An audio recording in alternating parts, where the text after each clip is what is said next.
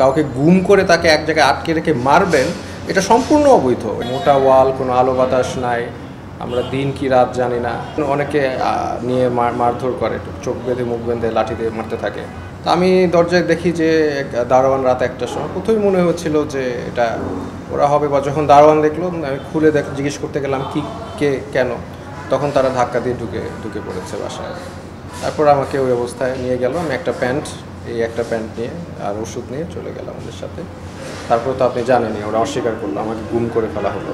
এটা ডিবি অফিসের নিচে, ওইখানে তাদের একটা সেল আছে, সেখানে আমি বেসিক্যালি ছিলাম। আয়নাঘর অবশ্যই সিচুয়েশনটা আরও অনেক খারাপ, তাকে আইসোলেশনে রাখা হয় এরকম, বাট ওখানে আমাদেরকে যেখানে গণ রেখেছে ওইটার অবস্থাও মোটামুটি খারাপ আর কি। মোটা ওয়াল, কোনো আলো বাতাস নাই, আমরা দিন কি রাত জানি না।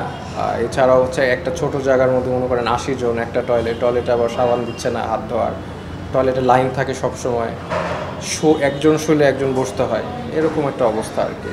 প্রতিদিন অনেকে নিয়ে মারধর করে, চোখ বেঁধে মুখ বেঁধে লাঠি দিয়ে মারতে থাকে, এসে কাঁদতে থাকে ছেলেমেয়েরা, যে কোনো টাইমে নাম ডাকতে পারে, নাম ডাকা মানে টর্চার করবে। স্যান্ডেলিনা সো, রূপচর্চায় আভিজাত্য। আমাকে তারা একদিন হিট করেছে মুখে, একদিন ডেকে নিয়ে প্রশ্ন করে, বিভিন্ন সময় তারা বিভিন্ন প্রশ্ন করলো। তারপরে আসলে তাদের অভিযোগ ছিল আমি এই বিসিএসের ব্যাপারে না জেনে কেন এটার ব্যাপারে কথা বলেছি, এবং যে 8000 জন এরাও নাকি মেধাবে, এগুলো বলে তো আমাকে ফেসে হিট করলো অনেকবার।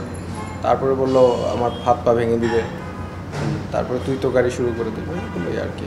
না, যারা আছে তাদেরকে আমি মানে আইডেন্টিফাই করতে পারবো ইজিলি, বাট আমি রিভেঞ্জ এই ধরনের পার্সন না। আমি দেশের শান্তি চাই। আমি এখন এরা আমাকে করেছে দেখে তাদের এগেনস্টে আমি রিভেঞ্জ নেব না।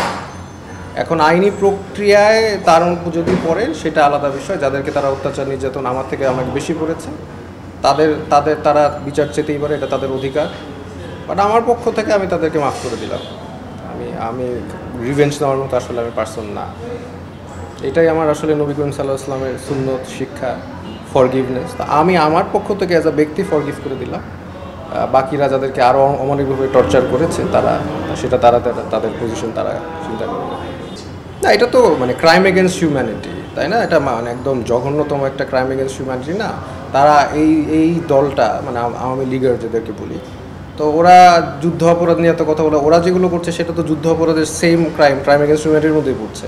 ইউ ক্যানট অ্যাবডাক্ট সামান, কাউকে গুম করে তাকে এক জায়গায় আটকে রেখে মারবেন, এটা সম্পূর্ণ অবৈধ, এটা কোনো দেশের আইনে নাই।